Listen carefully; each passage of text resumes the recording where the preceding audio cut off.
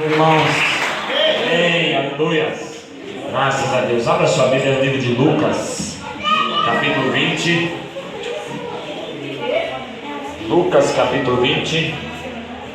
Graças a Deus. Amém. Lucas, capítulo 20, a partir do versículo 23. Amém. Lucas 20. A partir do versículo 23. Mas Jesus, percebendo-lhes o ardil, respondeu, versículo 24: mostra-me um denário. De quem é a imagem esta inscrição?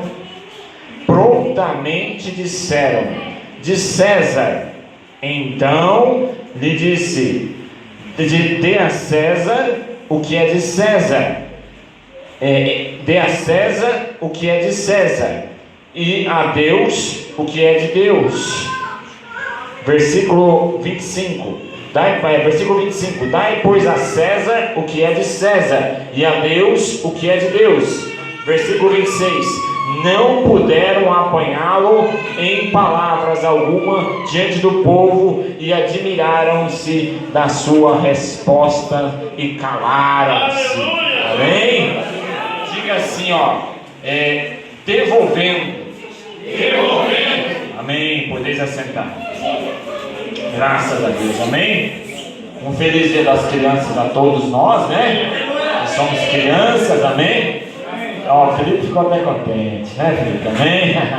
Graças a Deus. Amém, queridos. Muito obrigado pela essa oportunidade. Amém. Quando o pastor Geraldo foi pregar domingo lá e nos convidou, isso com certeza nos alegra muito o coração. É uma honra muito grande poder estar aqui com vocês. Hoje apanhei um pouquinho para acertar aqui a rua, né? Mas isso faz parte, né? Faz parte. Meu GPS não estava muito bom, né? Mas amém? Irmãos, Lucas nos traz aqui um momento muito individual na vida de Jesus. Por quê? Porque estavam sempre perseguindo Jesus. E a ideia aqui agora era jogar Jesus contra o governo de César. Então, assim como nós também reclamamos muito de pagar imposto alto, também havia uma reclamação no momento de que se estava pagando muito imposto. E aí o que eles falam? Eles querem jogar Jesus contra o governo de César. Então eles começam a questionar Jesus e dizem: Senhor, nos é lícito pagar imposto a César? Aí Jesus, muito prudentemente, falou: mostra-me um denário, a moeda da época. Aí ele falou: de quem tem a imagem? Aí eles falaram: de César. Ele falou: poxa, então dá a César o que é de César. Mas Jesus não perde a oportunidade. Jesus não perde a oportunidade. Aí ele falou: e dê a Deus o que é de Deus. Então, se nós subentendemos o que Jesus está dizendo, se no denário tinha a imagem de quem? César. Dê a César.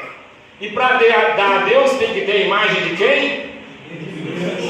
Gênesis 1:27, que a palavra nos diz que nós somos feitos à imagem e semelhança do Senhor. Aleluia! Então em mim e em você não existe a imagem de César, existe a imagem do Senhor. Então nós temos que ser devolvidos para o Senhor. Salomão diz lá em Eclesiastes 12:7 que o pó vai voltar ao pó e o Espírito vai voltar a Deus que o deu. Então nós temos que entender que por mais que nós estejamos desenvolvendo um trabalho, estejamos vivendo momentos difíceis, vi aqui o pastor João falando o início da abertura aqui, e teve um momento que ele falou que tudo vai dar certo. Romanos 8:28, o apóstolo Paulo diz que tudo coopera para o bem daqueles que amam a Deus e fazem segundo o seu propósito. Então muitas das vezes nós realmente queremos conquistar as coisas e temos o direito disso, né? Vimos lá em Gênesis 12 que Deus, quando disse para Abraão: sai do meio da tua terra e da tua parentela, que eu vou te abençoar, meu querido. Aleluia! E aqueles que te abençoarem, eu vou abençoar, e ser tu uma bênção. Então, na verdade, irmãos, nós temos que entender que essa proposta de bênção não é uma história da carochinha, não é um feriado nacional inválido, é uma bênção de Deus para mim e para você. Deus tem promessas para mim e para você, mas muitas das vezes nós não tomamos posse, porque nós não sabemos usar exatamente aquela palavra que eu pedi para vocês dizerem no começo: devolver. Nós tomamos posse da bênção de Deus e não sabemos uma palavra que eu gosto muito, que surgiu agora com o evento das redes sociais, que é a palavra compartilhar. Nós muitas das vezes não sabemos compartilhar, e às vezes nós pegamos a bênção do Senhor, recebemos a bênção dele e não compartilhamos. E Jesus está aqui dizendo exatamente isso. Olha, se é de César a imagem da moeda, meu querido, devolva para César, dê para ele. Ele vive pelo dinheiro, ele vive pelo mundo, ele é o imperador. Agora dê a Deus quem é de Deus. Então, se eu e você somos de Deus, nós vamos ter que devolver a Deus aquilo que Ele tem nos dado. Então é por isso, irmãos, que eu não tenho nenhum tipo de dificuldade de entender a minha necessidade de ser um fiel dizimista, um fiel ofertante na casa do Senhor. Não é por desapego apenas do dinheiro, não, mas é para entender o seguinte, que os 100% que eu ganho não são meus. Então eu apenas devolvo 10% do meu dízimo. Aleluia. Olha só, imagine se fosse ao contrário, eu tivesse que devolver 90 e ficar com 10. Eita, nós, hein? Aí, hein, Felipe? Ah, Deus teve sniper, hein? É, Felipe, dá uma de bonitão aí, hein? Pode ficar bem importado agora? Não, Felipe. Aí, Felipe, você ia ter que trabalhar dobrado, ia ter que trabalhar mais. Mas Deus não nos quer como escravo, Deus nos quer como filhos. E por nos querer como filhos, Ele disse: olha, sinto uma bênção. E ao sermos uma bênção, nós vamos entender que aquilo que Deus tem nos dado, nós vamos reverter para Ele, através dos nossos dízimos e das nossas ofertas, sem nenhum tipo de preconceito, sem nenhum tipo de peso, que isso não é peso, irmãos. E esse texto, esse versículo aqui, o versículo 25, né? Dai, pois, a César o que é de César, e a Deus o que é de Deus. Eu fiz uma análisezinha dele no original do grego, e no original do grego, essa palavra dai não existe. É a palavra napoon, do grego, que quer dizer exatamente devolva. Então Jesus já havia dito a eles: olha, devolva para César o que é de César, meu filho. Se o denário ele tem a imagem de César, dá para César. Agora, se tem a imagem de Deus em você, você tem que se entregar para Ele, você tem que se dar para Ele. Por isso que eu não posso entender às vezes que nós ficamos realmente com alguns pesares em achar que a obra do Senhor tem peso. Sim, nós sabemos que há um sacrifício a ser carregado, né? Romanos 12, o versículo 1 e 2, o apóstolo Paulo diz assim: rogo-vos, pois eu preso o Senhor Jesus, que apresentei os vossos corpos em sacrifício vivo, santo e agradável a Deus, que é o vosso culto racional. Mas não vos conformeis com esse mundo, antes transformei-vos pela renovação do vosso entendimento, para que experimenteis qual seja a boa, perfeita e agradável vontade de Deus. 1 Timóteo 3:2, o apóstolo Paulo diz assim, que o grande desejo de Deus é de que todos os homens se salvem e venham ao conhecimento da verdade. João 14:1, Jesus disse: não se turbe o vosso coração, crede em Deus, crede também em mim. Na casa do meu pai há poucas moradas? Há muitas moradas. E lá no versículo 6, João 14:6, ele diz assim: porque eu sou o caminho, a verdade e a vida. Ninguém vem ao Pai se não for por mim. Hoje ele tem que dizer isso para mim: Robert, eu sou o caminho, a verdade e a vida. Porque já que eu estava com o meu GPS ruim para chegar aqui, falei: Senhor, tem misericórdia, precisa achar. E aí eu tinha entrado na rua de baixo, meu filho me trazendo. Falei: entra aqui à esquerda. Não queria entrar à esquerda, que ele entrou à esquerda de novo. Aí a placa, ele falou: ali, pai, Brasil para Cristo. Eu falei: achamos, chegamos, amém? Então às vezes, irmãos, nós ficamos realmente perdidos diante de toda essa situação, como o povo estava. E o povo sendo pressionado pelo governo de César, sendo massacrado pelo governo de César, estava todo mundo revoltado. E eles queriam muito mais o quê? Um libertador, que fosse um libertador, um herói, um Robin Hood. Mas Jesus queria falar muito mais para eles. Jesus estava falando de vida eterna, de vida com Deus. Que é isso que nós precisamos entender. Nós às vezes nos apegamos às coisas do mundo e esquecemos que aqui não é o nosso lugar. O nosso lugar é lá no céu. Lógico, não estou dizendo para você, como eu disse, que nós não vamos desfrutar do conforto quando nos for dada a oportunidade, né?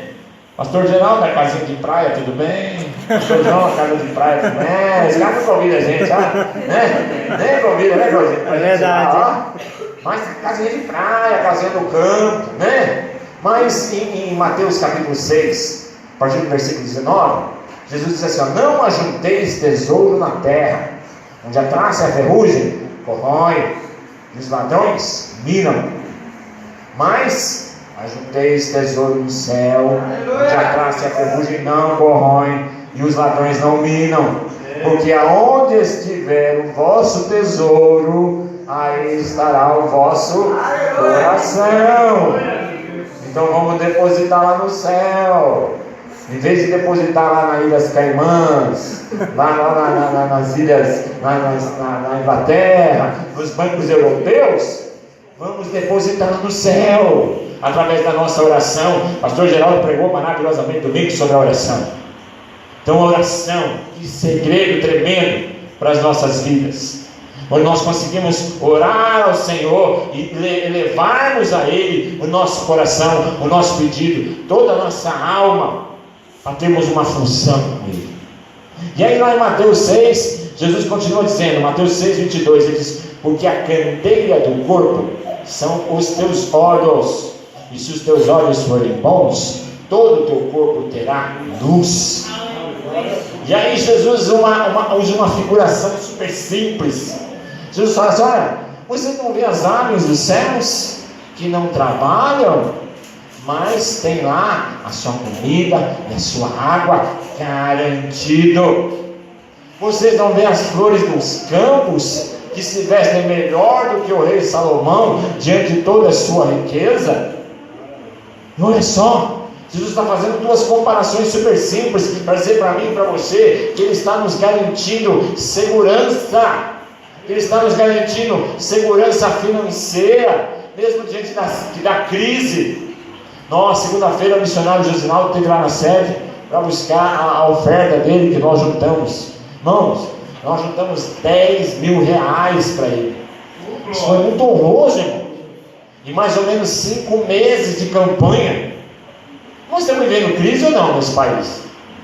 Porque nós, uma igreja simples, juntamos em 5 meses 10 mil reais. Irmãos, isso é muita graça. Isso não tem economista nenhum que diga para você, olha, a aplicação financeira X dá um rendimento Y. Isso aí quebra a cabeça de qualquer economista. E como é que vai juntar 10 mil reais em 5 meses diante de uma crise dessa? É muito difícil isso.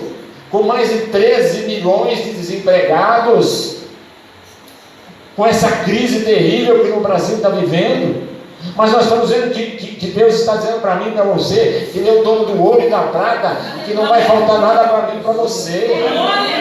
Então a necessidade que eu e você temos de devolver a Ele é muito grande. Que nós estaremos demonstrando a Ele que nós somos investidores no reino de Deus. Você, como eu falei, às vezes nós sabemos que os homens investem aí no Tesouro Nacional, na Bolsa de Valores, no petróleo, no ouro, na prata, nas bolsas de ações, e ganham muito dinheiro, mas investir no reino de Deus é muito mais lucrativo. Investir no reino de Deus dá vida eterna. E olha que quem começou todo isso primeiro foi Deus. Porque João 3,16, que Deus amou o mundo de tal maneira que deu o seu Filho único, para que todo aquele que nele crê não pereça, mas tenha a vida eterna. Me lembrei até de um corinho agora. Vou cantar, para todo mundo ficar aí, hein? Ele fala assim, o pastor Geraldo deve conhecer. Fiquei sócio com Deus, estou muito feliz. Eu não queria, foi Ele quem quis. né? Eu entrei com a fé que Deus me deu nessa sociedade de felicidade, quem mais lucrou? Amém? Você vê que na verdade eu entrei com uma fé que foi Ele mesmo que me deu. Nós estamos fazendo agora, dia 31 de outubro, né? 500 anos da Reforma Protestante Martinho Lutero, né? O texto central que mudou a vida de Martinho Lutero, Efésios 2:8, né? Porque a salvação vem pela graça, por meio da fé, e isso não vem de vós, isso é dom de Deus. Olha que coisa maravilhosa! Deus dá tudo para que eu e você possamos ser felizes. Então, investir no reino dele é algo muito mínimo que nós fazemos, é algo muito pequeno. Então Jesus está dizendo isso: olha, devolva a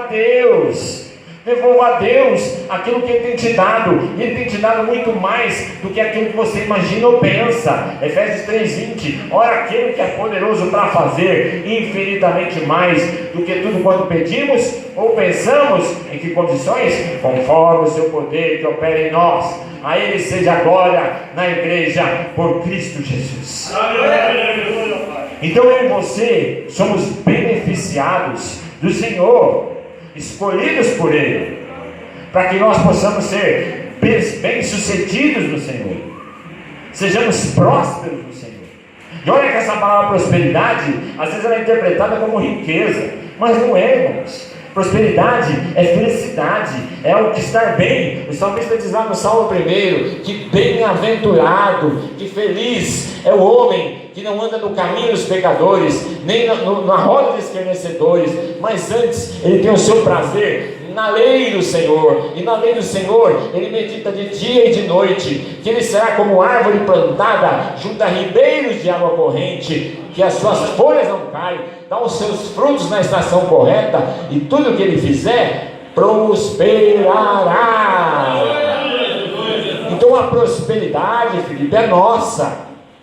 Então, se você me vê num carro bom, se você me vê bem vestido, você tem que ficar alegre, sabe por quê? Porque é Deus que tem feito isso. Então, da mesma forma, eu também me alegrarei quando eu vejo você se prosperar.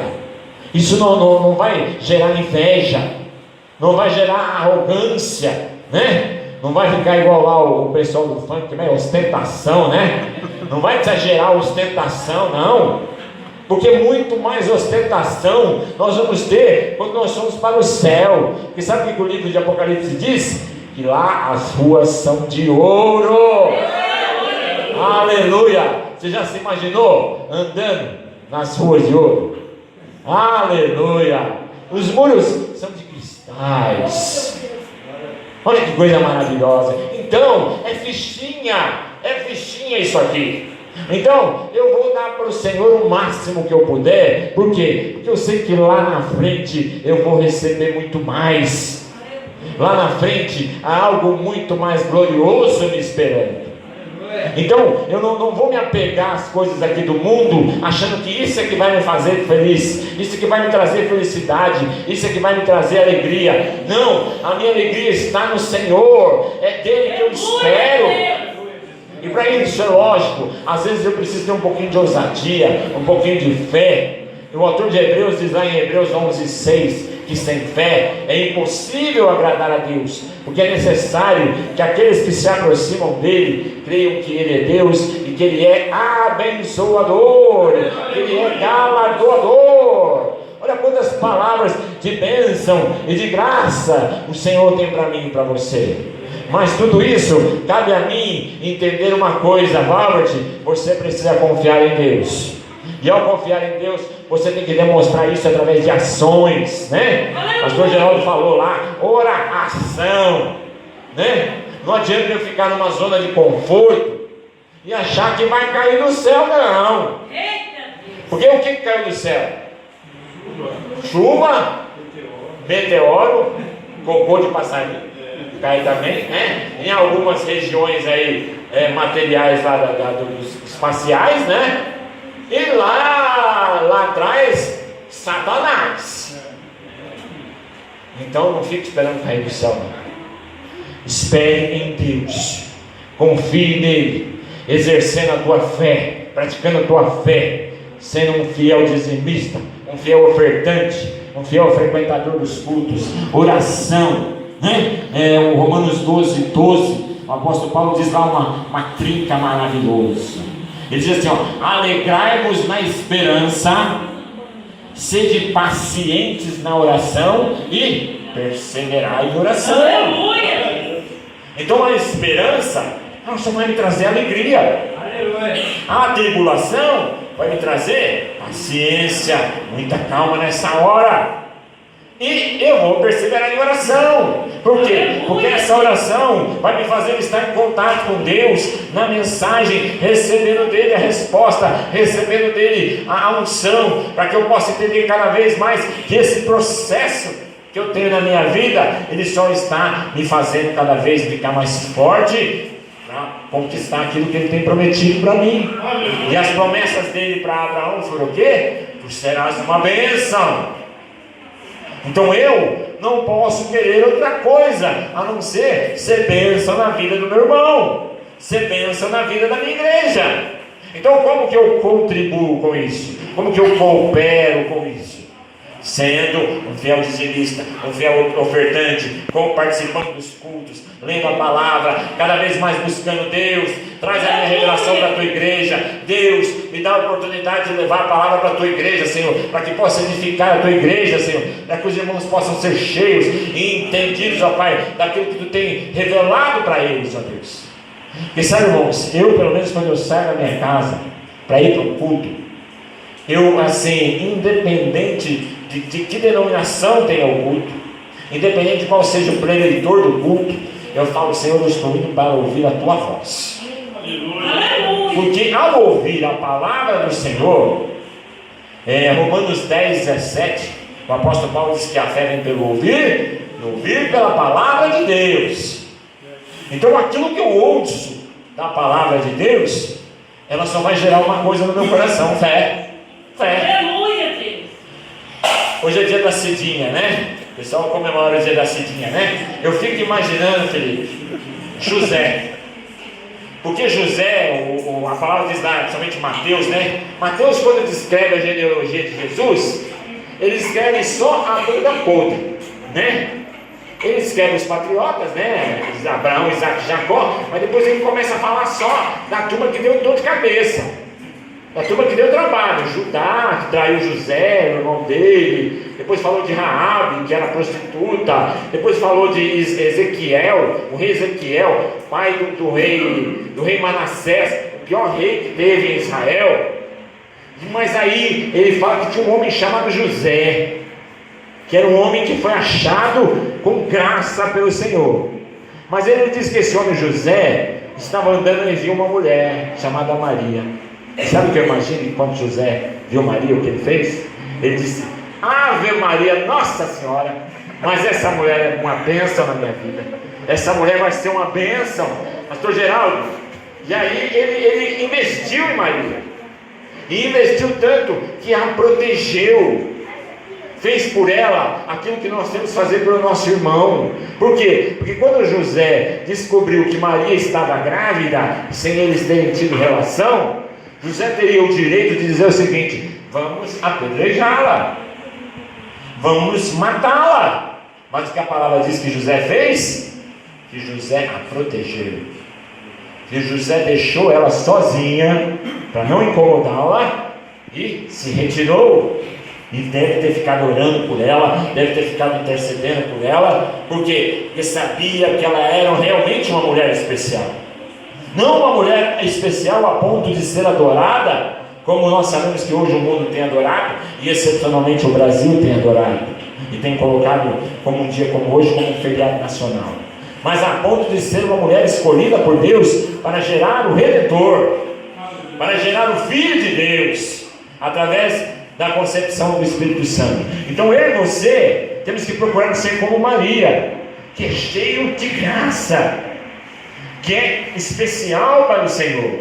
E aí, cheios de graça, cheios da bênção do Senhor, nós vamos fazer como Jesus disse: dai a Deus o que é de Deus. Então, se Deus me deu a graça, se Deus me deu a bênção, eu vou reverter isso em ações de graça a Ele, em adoração a Ele, né? João 4:23, Jesus diz que o Pai procura os verdadeiros adoradores que o adorem em espírito e em verdade.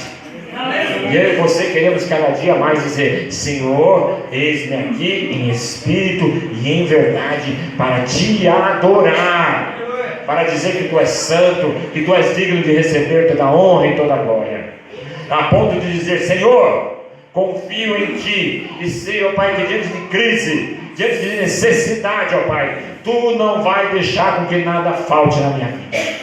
Tu vais suprir as minhas necessidades, vais suprir as necessidades do meu irmão, e eu serei bênção na vida do meu irmão, porque se Tu dissesse, ser Tu uma bênção, então eu vou ser uma bênção no meu irmão. Se faltar algo para o meu irmão, Deus vai me dar graça para suprir a necessidade dele. Se eu tiver condições de comprar 5 quilos de arroz, Deus vai me dar a bênção de comprar 10 quilos de arroz, porque eu vou comprar 5 para o meu irmão. Se eu ganho 10, Deus vai me dar a bênção de ganhar 20, que é para me abençoar a minha igreja, para ajudar a pagar as despesas da casa do Senhor. Porque, irmãos, nós somos as obras vivas do Senhor. Nós somos aquilo que Deus teve de melhor. Foi o melhor investimento de Deus. Você fica imaginando, se Deus, do alto e soberano trono dele, resolvesse fazer um investimento como ele ouve, e ele resolvesse fazer um investimento nos animais, resolvesse fazer um investimento nas florestas, mas não. A palavra diz que Deus escolheu a mim e a você, para que ele fizesse todo o investimento da graça dele. Então eu e você somos abençoados pelo Senhor. Eu e você somos a geração eleita, o fruto sagrado do Senhor, para que nós possamos cada vez mais manifestar esse amor ao mundo, dizer: olha, se há falta de esperança em você, eu digo uma coisa para você: o meu Redentor vive. O meu Redentor vive e reinará para todos sempre, como disse Jó, mesmo diante de toda a sua dor, diante da sua tribulação. Porque você, como preciosos para o Senhor, como especiais para o Senhor, vamos cada vez mais manifestar a bênção do Senhor. Então nós não podemos nos conformar realmente com esse mundo, não podemos nos conformar com as dificuldades que o mundo tem implantado, porque eu e você somos diferentes, eu e você somos tesouros do Senhor. E dessa forma tão especial que Deus tem escolhido a mim e a você, é motivo para que você realmente fiquemos alegres, para que você entendamos cada vez mais que não é uma simples atitude minha e você vir ao culto. Quando eu e você, nós temos a liberdade, a graça, a honra de vir ao culto, é para que nós possamos declarar ao Senhor toda a honra e toda a glória que Ele tem, como verdadeiros adoradores. Temos o desejo de adorá-lo. No Salmo 100, o salmista diz: celebrai com júbilo ao Senhor todos os moradores da terra, servi ao Senhor com alegria e apresentai-vos a Ele com cântico, porque o Senhor é Deus e grande é o Senhor. Então, quando eu e você estamos diante de Deus, estamos diante do nosso Criador, daquele que um dia olhou para mim e para você e nos achou como especiais criaturas dele, como algo muito precioso. O livro de Malaquias, ele diz que nós somos tesouros preciosos do Senhor. Malaquias 3, ele diz que chegará um dia que nós apresentaremos ao Senhor oferta de justiça, e nós seremos provados como ouro e a prata, como metais nobres. Lógico, você vai dizer: mas o ouro e a prata são provados no fogo. Mas por quê? Porque eles são metais nobres. Se você for provar a madeira no fogo, o que vai acontecer? Vai virar cinza. Se você for provar o feno no fogo, vai virar cinza, vira fumaça. Se você for provar outro material inferior no fogo, vai ser consumido. Mas a partir do momento que prova eu e você no fogo, nós somos pedras preciosas. Sabe o que vai acontecer? Nós vamos brilhar mais. Nós vamos brilhar mais, Felipe. Vai brilhar mais. Porque quando você fustiga uma peça de ouro ou de prata no fogo, você traz o quê? Mais brilho a ela. Ela fica mais polida. Por quê? Porque tudo aquilo que é ruim dela vai ser consumido. Se eu pegar um relógio de ouro, enterrar ele na terra, na lama, e depois eu tiro ele, lavo ele, coloco ele no fogo para dar uma limpeza, o que vai ser consumido? Só a terra, o excesso, a sujeira. Mas o ouro que tem nele vai permanecer. E é isso que vai acontecer comigo e com você, quando vierem lutas, quando vierem tribulações. Nós vamos permanecer firmes no Senhor. Então eu posso entender que quando Jesus está dizendo, olha, Valbert, devolva a Deus o que é de Deus, eu vou devolver a Deus tudo aquilo que Ele tem me dado com honra. Aleluia. E ainda temos que imaginar uma coisa: como todo investidor, e você como investidor, seja um investidor da carteira de poupança, a mais simples aplicação que tem, você está esperando o quê? O lucro, não é? Não é o lucro, né? E tenha certeza que Deus, como investidor, também está esperando um pouquinho de lucro, né? Nós temos lá, pela parábola do senhor da vinha lá, que ele esperou o retorno daquele que ele deu o talento. Então vamos procurar rangear mais talentos do Senhor. Vamos estar orando, vamos estar lendo a palavra, né? Amanhã vocês têm escola bíblica. Oh, glória a Deus, sexta-feira abençoada. Qualquer dia eu vou tentar vir nessa sexta-feira aqui, viu? Ainda mais agora que eu sei que eu não me perco mais. né? Já me perdi uma vez, não me perco mais, né? Então eu vou tentar vir uma sexta-feira aqui para ser abençoado com vocês também, aprendendo da palavra do Senhor, que isso é maravilhoso, né? O salmista diz lá no Salmo 19, ele diz que os céus manifestam a glória de Deus e o firmamento anuncia as obras de suas mãos. Um dia faz declaração a outro dia, e à noite mostra outra sabedoria. E ele diz que a palavra do Senhor é mais doce do que o mel no destilado dos favos. Pastor Geraldo, lá no Mato Grosso, lá nas suas fazendas lá, o senhor já comeu o melzinho no favo? Já? Já, hein, João? Pastor João? Já comeu o mel no favo? É muito bom, não é? Hein, Felipe? É assim que a palavra de Deus é. E ele diz o seguinte, que ele é mais preciosa do que o ouro de Ofir, irmãos. E o ouro de Ofir é aquele ouro nobre, que é tirado de uma região muito superior a qualquer uma que a gente conheça. Então, quando eu e você temos a oportunidade de estarmos na casa do Senhor, de receber de Deus, nós temos que estar preparados para devolver para Ele toda a honra e toda a glória. Aleluia. Amém? Que o Senhor possa estar te abençoando. Amém? Não sei quantos vão estar em casa amanhã. Se você tiver a oportunidade de ficar em casa amanhã, então sexta-feira, continuação do feriado, não perca a escola bíblica. Amém? Eu vou fazer uma oração com vocês. Amém? Amém. Então vamos ficar de pé. Amém? Graças a Deus. Aleluia.